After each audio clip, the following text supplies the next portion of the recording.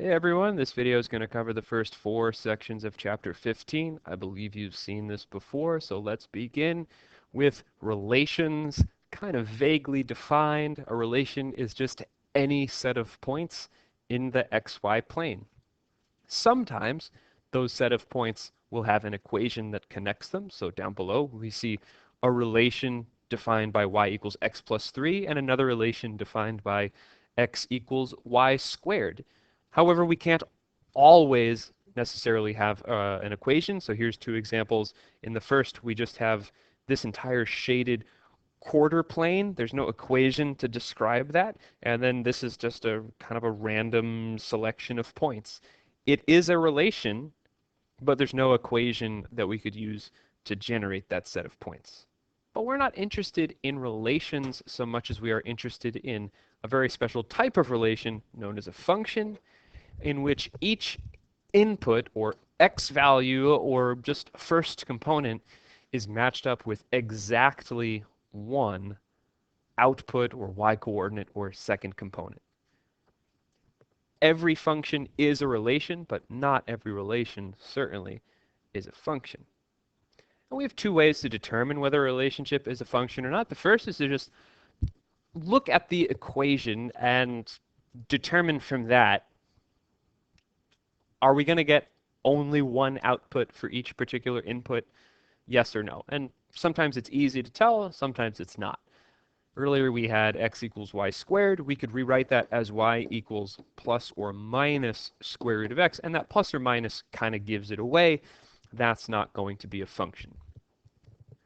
A little bit easier to tell is the geometrical, or we call it the vertical line test. Basically, you look at the graph of the function and you imagine drawing vertical lines all across it. And if any particular vertical line, doesn't have to be all of them, but if a single vertical line happens to cut through that graph in more than one place, then it's not a function. The book makes mention of this graphical note here. This isn't going to come into play too much in this video, but we're going to see more and more graphs as we go through the following chapters. So let's just get this out of the way. If we see an open or an unfilled circle like this, that indicates a point is actually not included in the relation or in the function. If there's a filled in circle, then it is included. That's usually going to be at an end point, whereas the open circle could be kind of in the middle of the graph or at an endpoint. And then if we see an arrow, then it means the graph's going to continue either indefinitely in that general direction, or we may see a repeating shape. So the red one I expect is going to continue oscillating back and forth as it has been. That looks like it's a trigonometric function of some kind, whereas the blue one, it looks like as we continue on to the left and right, it's just going to decrease more or less linearly. We have 3 different ways that we can write a function. So the first is just y equals, and we'll just use this linear function as an example. The second, which I prefer, is f of x notation. That's going to be the one that we use throughout this course, so we got to know that one. And then there is a third one that you see occasionally in the book. I don't think I've ever seen it in an IB problem. It looks like this. It's strange. It looks weird, but when you think about it, what is the only thing that that possibly could mean? It's obviously f of x equals 2x plus 3. One reason that we like f of x is that instead of saying some long sentence like when x is 2, y is 7, we can just say f of 2 equals 7. So the notation is very robust and useful in a variety of contexts.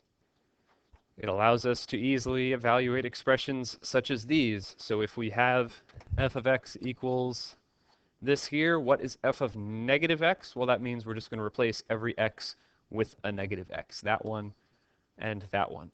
We'll get this here, and then we'll simplify. What is f of x plus 2? That means this becomes an x plus 2, and this becomes an x plus 2. We see that here, and then we do algebra to simplify it. In the third example, we have f of x minus 1, then minus 5. This x becomes an x minus 1. This x becomes an x minus 1. And then at the very end, we subtract another 5. So that does not get put into the x's. That just happens once. This, by the way, really setting the stage for some of the work we're going to do next chapter. Chapter 16 is all about transformations of functions. It's a big topic in this course. So don't forget about this when we move forward. We got to understand what's happening here. All right, we're into section C now, which is about domain and range. So the domain is all the possible x values. The range is all the possible y values. Again, this is a different range from what we saw in statistics. There's a lot of different ways that we could express domain and range. Many different notations. You are expected to understand what all of these mean, even though you don't have to give your answers in any particular way. For those of you who are coming from an American educational background, some of this notation might seem strange to you. For example, you're probably used to writing this one as close bracket on the 3 as it is written in the book, comma, infinity, and then using a rounded bracket. That's totally fine. That will be accepted on any exams. But what you'll see within problems on an IB exam or in any of the textbooks is they're going to use the official IB notation, which uses the square bracket, which points away from any value which is not included in the interval, whether that's an infinity or negative infinity or a 2 in the second example. Just take a moment, read through these, make sure that you can connect set notation, the bracket notation, or someone call that interval notation, what it looks like on a number line, and then what it means in words. If we're shown a graph, we should be able to work out what the domain and range are.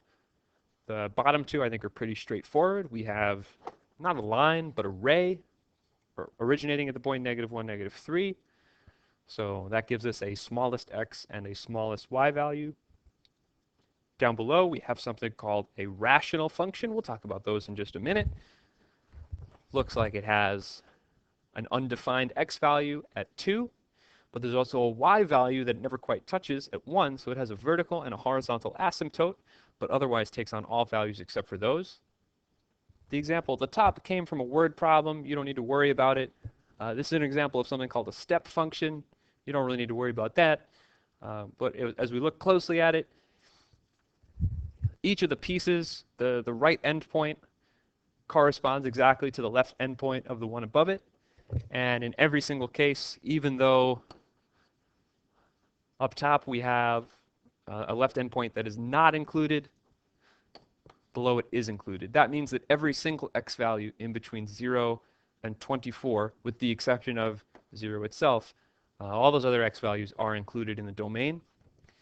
And then the range, you could only really estimate from this picture what those y values are, but I assure you they are the y values that I wrote down as a list there. So it's possible to have a domain and range where one is an inequality and one is exact values. In most cases, they'll both be inequalities, or we'll have situations like the rational function at the bottom, where it's just every single value except for this 1 or 2, however many excluded values there happen to be.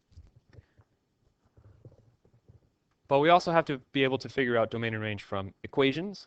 So when we do this, it's good to keep a few basic equations in mind. So like something like x squared, or really any sort of polynomial function, is going to have all real numbers as its domain. If we're taking the square root of x, obviously we can't take the square root of a negative.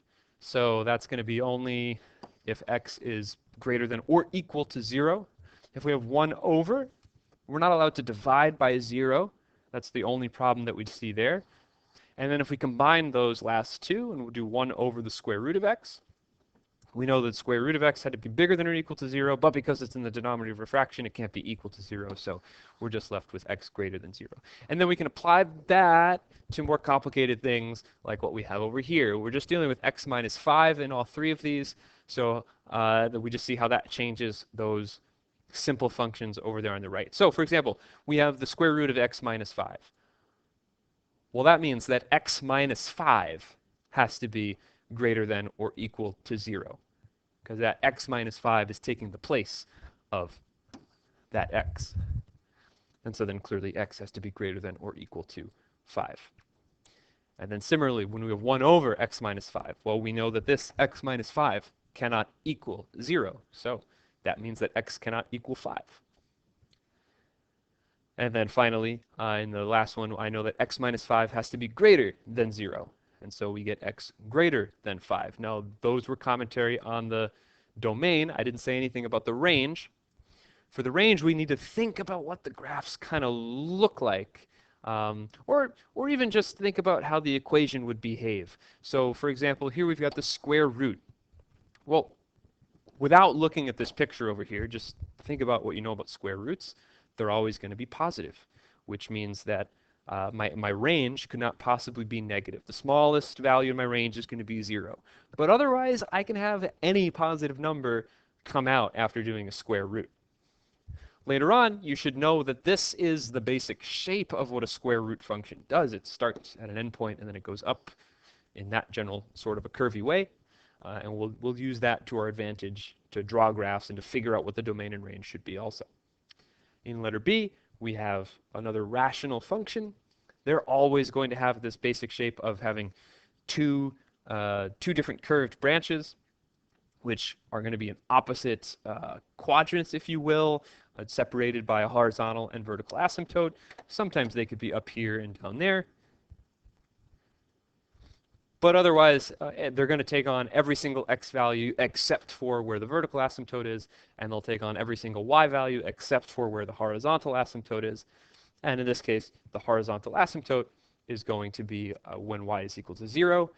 How do I know that? Well, if I look at this expression here, y equals 1 over x minus 5, there's no way that that expression could ever be equal to 0. Because for that to be equal to 0, I would need the numerator to be equal to 0, and the numerator is equal to 1. So it ain't going to happen. And finally, letter C. This one's harder to imagine what the graph looks like. This isn't really a standard one.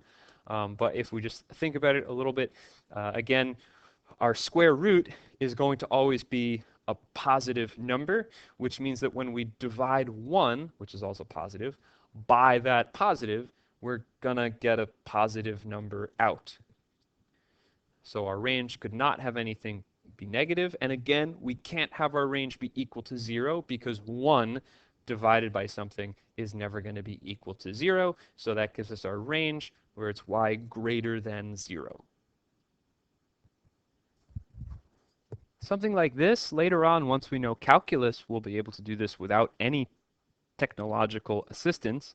I think for right now, we should be able to work out the domains for both of these without any help. For example, the first is just a quartic function. This is a polynomial function. They're always going to have all real numbers in the domain. So domain done. And over on the right, we see x squared. There's no problems with that, but obviously we can't divide by 0. So the second one's going to have a domain of x not equal to 0. Now for the range, that's going to be more challenging, like I said, without a calculator. So we'll use that for some help. In the first case, we get this weird picture. We can just press menu, analyze graph, and then find the maximum. And that'll get us this coordinate here. And we're interested in the y value. That's the highest. That's the maximum y value for this graph. So the range is going to be all numbers less than or equal to negative 5.81. And for letter B, we can find a minimum for that particular portion of the graph, but that's actually irrelevant to our range because the second portion of the graph covers every possible y value. So actually this range is going to be all real numbers. Okay, now we're in section D. This is the fun part. We're dealing with rational functions. So this is when we take a polynomial and divide it by another polynomial. We'll start with a really simple one. It's called a reciprocal function. And this is just when we have y equals k divided by x. K is just going to be some real number that's not 0. We'll start with even the most basic one of these, y equals 1 over x.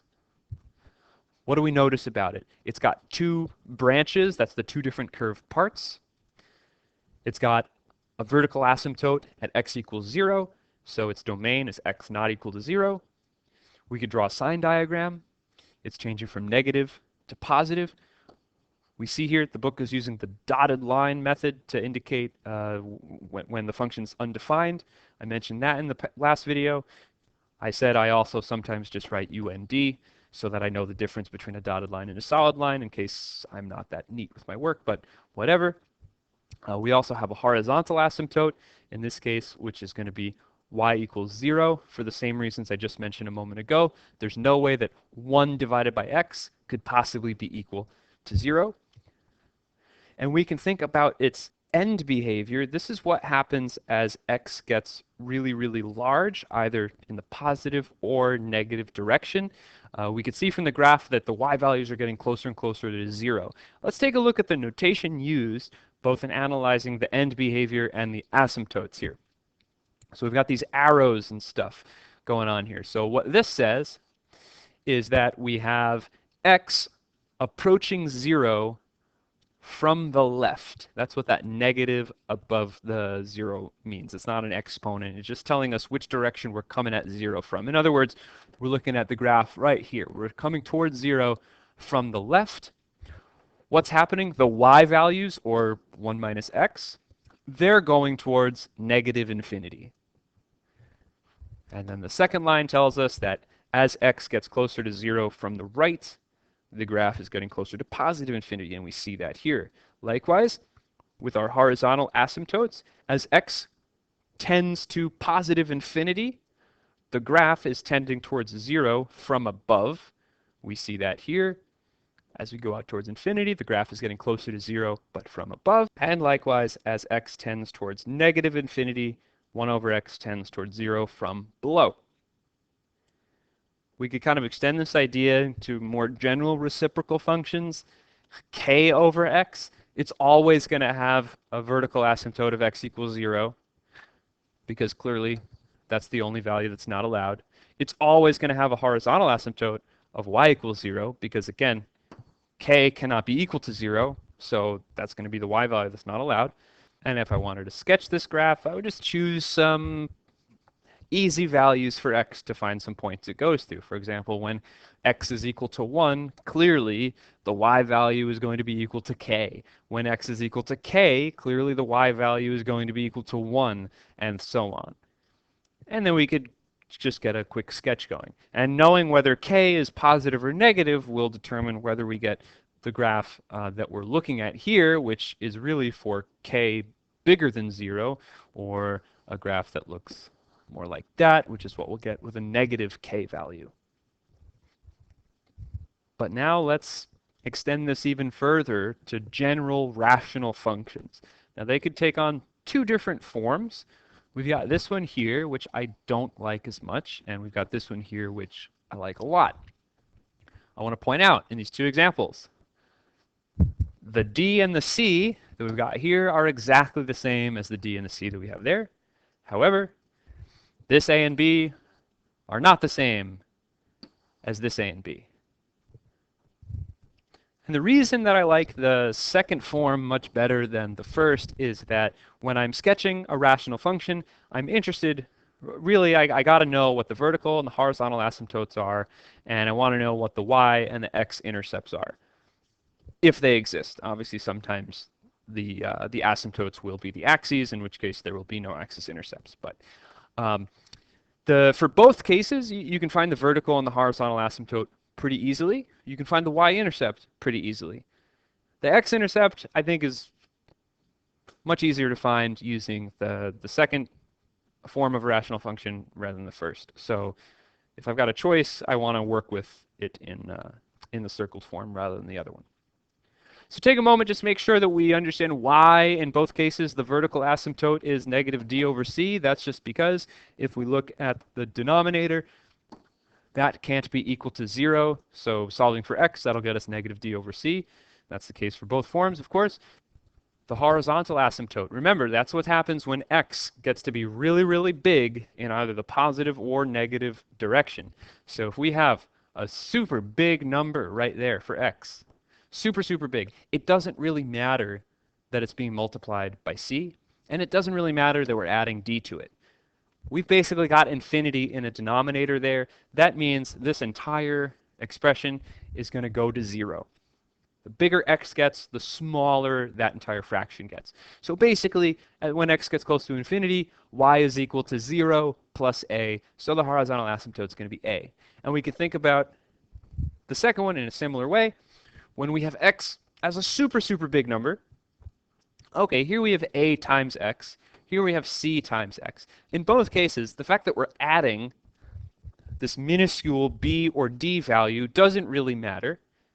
So for a sufficiently large x, we can just imagine looking at the expression ax over cx. And then those two super big numbers, they're going to cancel each other out, leaving us with just a over c. So that's how we can come up with that horizontal asymptote. In both cases, to get the y-intercept, that's going to be really simple, right? You'll just set the value of x equal to 0.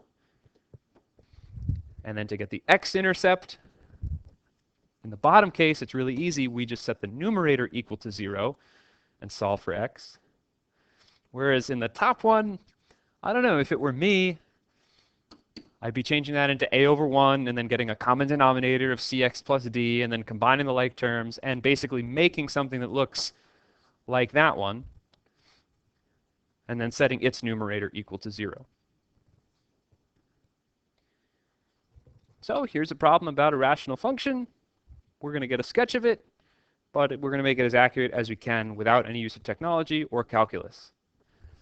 So letter A, find the vertical asymptote. That's easy. We look at the denominator, and that tells us that the vertical asymptote has to be x equal to 1. Okay, we're going to see some answers down here all at the same time, so just look at the relevant parts. Yeah. For letter B, we want to find the axes intercepts. So for the y-axis, y-intercept, we're setting x equal to 0. F of 0 is equal to -1, so we've got a y-intercept.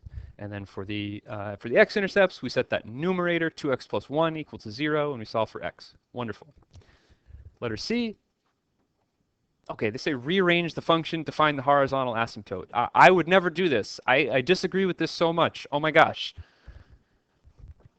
So they're actually having us rewrite this thing from the original form into the other form that I said I don't like as much, all to figure out that the horizontal asymptote is y equals 2, because as x gets super big, this whole thing becomes a 0, and so we're just left with 2. Whereas I would say, look, when x is really big, we have 2x over x, which simplifies to 2. So that's a much easier way to do it. Furthermore, how in the world do they come up with this? Where is this work coming from? The book doesn't really explain the technique that they're using here. Like, why are we all of a sudden changing this from 2x plus 1 in the numerator to 2 times x minus 1 plus 3? Well, I mean, clearly you can see that they are equal, but it seems like a very arbitrary choice to have changed this to an x minus 1 just to have a plus 3 there. So what's happening? Well, basically, whatever the denominator is what we're going to fill in here. So the denominator was x minus 1, so we're going to do 2 times x minus 1. And then we just check that. Well, that's 2x minus 2, but it was supposed to be 2x plus 1, so we got to add an extra 3 at the end so that those two make a plus 1. That's what's happening. I would never do it that way, though. That offends me. Disgusting. Okay, letter D, draw a sign diagram of the function. So we already know where the function's equal to 0, and we already know where the function's undefined. So my sign diagram is going to have those two values marked on it. And then if we choose any x value to the left of -1/2, choose any one you want. When you put it into the original function, you're going to get a positive value there. Choose any value in between -1/2 and 1. Please be smart. Choose 0. You're going to get a negative value. And choose any value bigger than 1, and you're going to get positive. Again, I'm seeing here that's a solid line indicating that -1/2 is a 0, and that was a dotted line indicating that 1 is undefined. Now letter E is asking about the behavior near the asymptote, so that means both the vertical and the horizontal asymptote. And remember, we can't see this right now, so don't even look at it. All we have is the function itself. So as x is getting closer and closer to 1 from below, what's happening to my y value? Well, if I choose a number that's just a little bit below 1, and you don't even have to really think too hard about this, you can just think about this heuristically, by which I mean the numerator is definitely going to be a positive value. So we have a number a little bit smaller than 1. It's going to be positive times 2 plus 1, positive. But our denominator, if we have a number that's a little bit smaller than 1, then our denominator is going to be negative. And so we have a positive divided by negative, which is a negative. That means that our y value is approaching negative infinity. Whereas when we choose an x value, when x rather is going to 1 from above, so when we have a number that's just a little bit bigger than 1, our numerator is still going to be positive, but now our denominator is also going to be positive. Therefore, our function is headed towards positive infinity.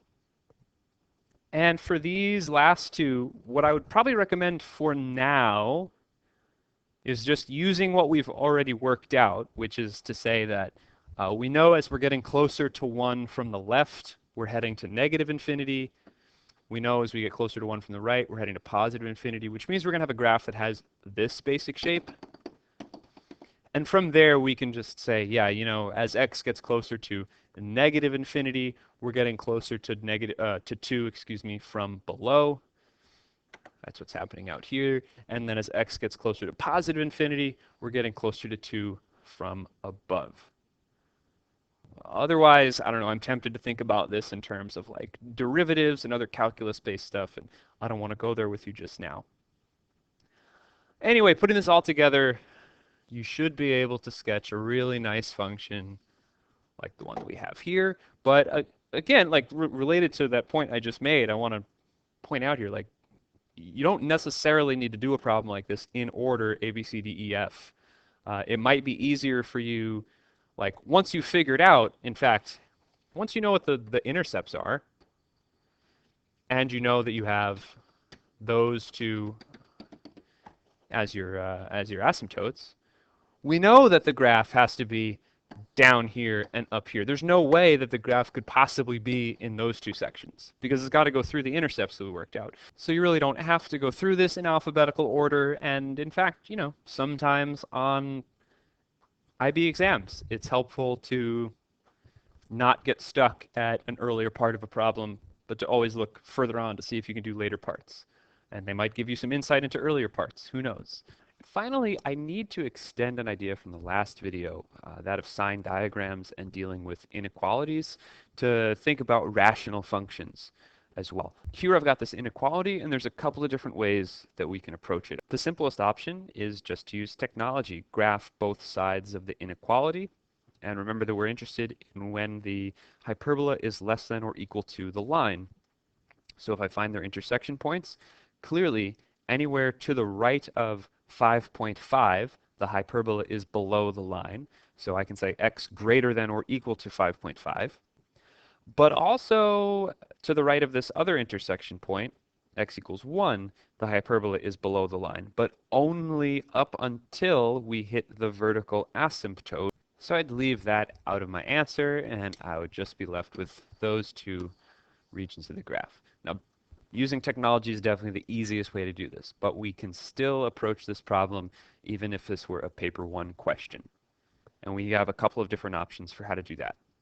One option that we have is to move everything over to the left-hand side, just like we saw with quadratics in the last video. And then we need to combine everything into one single fraction. So this is a little annoying. So over here, we're given a common denominator, expanding, combining like terms. And then we need to factor that numerator. It's not the easiest quadratic to factor, but it's doable. And then from there, we can make a sign diagram, which I've drawn below. The numbers are going to be 1 coming from this factor, 2 coming from the denominator. We've got the dotted line there to indicate that that's where the function's undefined, and then 5.5 clearly from there. Then we're choosing any number we want to the left of 1 and putting it into this. Any number you choose, and by the way, 0 is the right choice, you're going to get a positive number. Choose any number in between 1 and 2, you're going to get a negative number. Any number between 2 and 5.5, positive. Any number larger than 5.5, negative. And again, you don't really even need to worry about what that number is. If you choose a super large number, call it 1,000,000. Okay, then you're going to have a really, really big negative number times a positive number, all divided by a positive number, and that's all you need to worry about. It's a negative times a positive divided by a positive. All in all, that's a negative.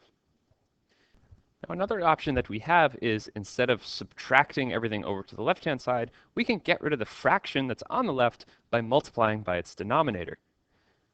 After that, we can combine all the like terms on the right-hand side to get a quadratic. We just saw how to factor that on the previous page. We can then make a sign diagram. And given this is a quadratic with a leading coefficient that's positive, we know that its sign diagram is going to be plus minus plus. Since we're looking for where this quadratic is greater than or equal to 0, reading that inequality backwards, that means that we're interested in all the values which are greater than or equal to 5.5, and also all the values that are less than or equal to 1.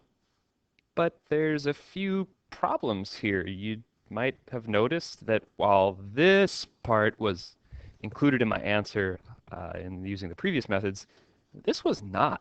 So what's going on here? Well, we need to remember that when we're dealing with inequalities and we multiply or divide by a negative number, that the inequality is going to change directions. And in my very first step, I multiplied by x minus 2. Now, since I didn't change the direction of that symbol, that means I am assuming for all of this work that x minus 2 is greater than 0, or x is greater than 2. Which means that I should be ignoring any answer that does not agree with that assumption. Now, if we assume that x minus 2 were negative, then our work would look exactly the same, except now my inequality is facing the other direction. And so when I consider the sign diagram for this function, now I'm interested in where it's less than or equal to 0, which in this case is going to get us 1 less than or equal to x less than or equal to 5.5. But again, we're assuming for this work that x has to be less than 2, which means I'm going to ignore all that and just consider that instead. When we put that together with the answer that we received from the first set of work, x being greater than or equal to 5.5, we get the same final answer that we had before. Now, I'll leave it up to you to determine which one of these methods you prefer. In general, I'd say I prefer the first technique of adding and subtracting, because then we don't need to worry about assuming that a denominator is positive or negative, and we don't have to check our answers against our assumptions. But I don't know, maybe there's some problems out there that are easier to solve this way. So now you have multiple techniques that you can use to solve a variety of problems. Later on in the course, we will extend these ideas to further types of functions. For example, in Chapter 5 of Book 2, we'll see cubic inequalities, and in Chapter 6, we'll see absolute value inequalities. We can also work with trig functions, exponentials, logarithms, etc. The plan is always going to be to collect everything on one side, factor everything that we can, and then identify any zeros or discontinuities, make a sign diagram, and then get our answer from there. So yeah, we're going to end this video there. Later on in the chapter, we'll see composite functions and inverse functions. And in studying them, we'll think about how domain and range come into play with those, and what the inverse of a rational function might look like, and all sorts of stuff that's going to build upon this video. So please make sure that it made sense before you try to move on to the next one. And I figured, since I discussed rational functions in this video, that I would use the word rational as a search term for a quotation to conclude with. And this is what I came up with. Now, I know that I just did a shout out for teachers just 2 or 3 videos ago, but I like this one so much, and I promised myself I wouldn't cry, but I'm just so damn proud of what I do. It's all for you. I have to go take a shower now so no one can see my tears.